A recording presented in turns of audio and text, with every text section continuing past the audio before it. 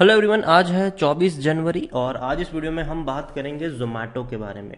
देखिए, जोमेटो में 18% से भी ज़्यादा की आज गिरावट हमें देखने को मिली है। आज अगर देखा जाए तो पूरे मार्केट में भैया बहुत बड़ी गिरावट है। टाटा से लेकर अदानी से लेकर रिलायंस तक हर किसी के शेयर 5% से भी ज़्यादा की गिरावट दिखा रहे हैं। लेकिन सबसे ज़्यादा गिरावट अगर कहीं पर देखने को मिली है तो वो जो हाल फिलहाल में जो टेक कंपनियों के आईपीओज आए थे, चाहे जोमेटो की बात करें तो भैया 18% की गिरावट यहाँ तो है ही। उसके अलावा नाइका में भी देखा जाए तो 11% की गिरावट आज के दिन में है नाइका के शेयर्स में। और पॉलिसी बाजार में भी 10% से 11% की आज गिरावट है। और लगातार पिछले कुछ दिनों से नाइका हो, जोमेटो हो या फिर पॉलिसी बाजार हो, सबके शेयर्स में भयंकर गिरावट देखने को मिल ही रही है। लेकिन वीडियो में हम स्पेसिफिकली आज फोकस करेंगे सिर्फ जोमेटो को लेकर। 92 रुपीज़ का शेयर है और आईपीओ आने के बाद पहली बार ये कंपनी का शेयर 100 रुपए के नीचे गया है। तो बात करना इसके बारे में बनता भी है कि भैया जोमेटो में क्या मौके बनेंगे कि नहीं। तो वीडियो को शुरू करूं उससे पहले अगर आपने अभी तक चैनल को सब्सक्राइब नहीं किया है तो प्लीज़ अभी इसे सब्सक्राइब कर लीजिए, क्योंकि आगे भी बहुत सारे वीडियोस हैं जो आपको काफ़ी ज़्यादा हेल्प करेंगे। तो चलिए शुरू करते हैं। तो 92 रुपीज़ का जोमेटो का शेयर, 18% की भयंकर गिरावट है ये। और अगर आप मेरे चैनल को रेगुलर फॉलो करते हो तो जब से इसका आईपीओ आया था, देखो मैंने कहा था कि आईपीओ में सब्सक्राइब कर सकते हो, मज़ा आएगा, अच्छा रिटर्न मिलेगा। लेकिन जिसको आईपीओ नहीं मिला है फिर बाद में वो इसमें खरीदारी करने की कोशिश मत करना। और तब से मैंने ये भी कहा था कि 100 रुपए के नीचे मैं मतलब 100 रुपए से ऊपर मैं इसको नहीं खरीदूंगा। अगर 100 रुपए के नीचे जाएगा तो मैं एक बार के लिए ज़रूर सोचूंगा, और आज ये 100 रुपए के नीचे जा चुका है। तो बात करते हैं कि भैया मौका है कि नहीं। और अगेन वीडियो को पूरा ज़रूर देखिएगा, कहाँ पे मौके हैं, किस तरीके से करना है, वो सारी बातें मैं यहाँ पर आपको एक्सप्लेन भी करूँगा। तो जोमेटो का शेयर आज काफ़ी बड़ी क्वांटिटी में ट्रेड हो रहा है। 11 करोड़ से भी ज़्यादा का इसका वॉल्यूम्स नज़र आया है। बहुत बड़ी क्वांटिटी में शेयर इसके आज ट्रेड हो रहे हैं और हर जगह जोमेटो की बात हो रही है यहाँ पर। इवन अगर हम बात करने जाए जोमेटो को लेकर तो यहाँ पर हाईएस्ट पब्लिक शेयर होल्डर में है Info Edge India Limited. Info Edge में भी पिछले कुछ दिनों से लगातार गिरावट है। इन्फो एज का शेयर 7,000 से 4,500 रुपए पर पहुंच चुका है, तो वहां पर भी गिरावट देखने को मिल ही रही है। और डिविडेंड हालांकि अभी तक पे नहीं किया है जोमेटो ने। जोमेटो को लेकर अगर हम देखें तो according to Moneycontrol user 34% लोग कह रहे हैं कि बेच दो।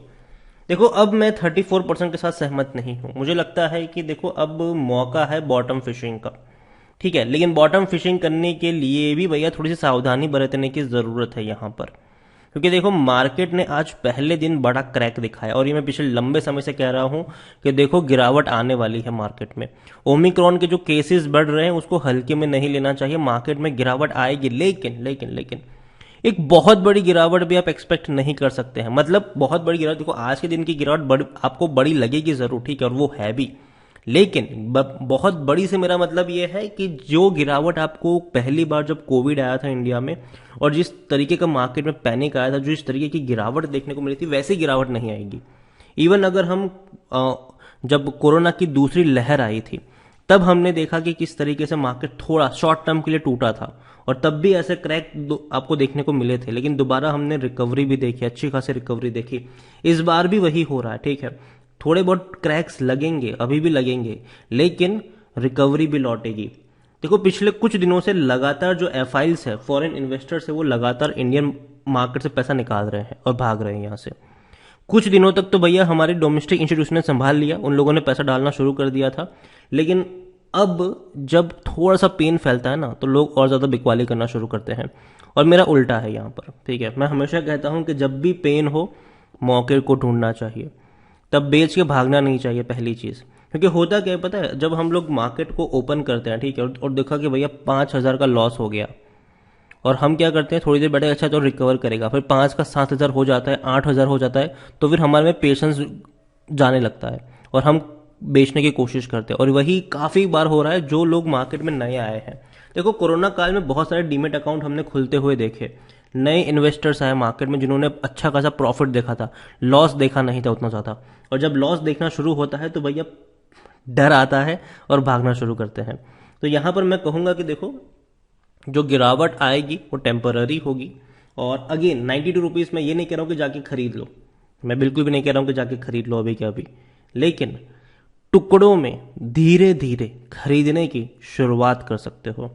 अगर मानिए कि आपको यहाँ पर 500 शेयर खरीदने हैं तो 100 शेयर खरीद सकते हो यहाँ पर, और फिर हर 10 रुपए की या फिर 7-8 रुपए की गिरावट में आप ऐड करते चले जाओ लॉन्ग टर्म के लिए। लॉन्ग टर्म से मेरा मतलब यह है कि भैया इतना बड़ा लॉन्ग टर्म भी नहीं, लेकिन हाँ जब तक आप अच्छे खासे मतलब जब तक दोबारा ये शेयर 120-130 रुपए तक नहीं जाता है ये। लेकिन अभी जो गिरावट है मार्केट में, ये कहना उतना सही नहीं होगा कि कल से रिकवरी लौट आएगी, नहीं, ऐसा नहीं होगा। धीरे धीरे रिकवरी लौटेगी, और अभी जितनी गिरावट आएगी इस तरीके की, वहां पर खरीदारी के मौके बनेंगे। काफ़ी लोगों को यहाँ पे डर भी लग रहा होगा, काफ़ी लोग कह रहे होंगे भैया मेरा पोर्टफोलियो, आज देखो हमेशा होता ये है जब अच्छा प्रॉफिट होता है तब मज़ा आता है मार्केट में, ठीक है, लेकिन जब टूटता है तो हमेशा मैं कहता हूं कि मार्केट में आप, इवन जब मार्केट इतना दौड़ रहा था, भाग रहा था, मैंने कहा था कि देखो पैसा बचा के रखना है यहाँ पर, क्योंकि जिस तरीके से तेजी आ रही है वो भी देखते हुए कि भैया एफआईएल्स पैसा निकाल रहे हैं, डीआरएस जो है वो पैसा डाल रहे थे, ठीक है, डोमेस्टिक वाले पैसा डाल रहे थे, लेकिन एफआईएल्स लगातार निकाल रहे थे पैसों को, और ओमिक्रॉन के केसेस भी दूसरी तरफ बढ़ रहे थे। देखो शॉर्ट टर्म का ये पेन है, ठीक है, लॉन्ग टर्म में दोबारा आपको रिकवरी लौटती हुई नजर आएगी।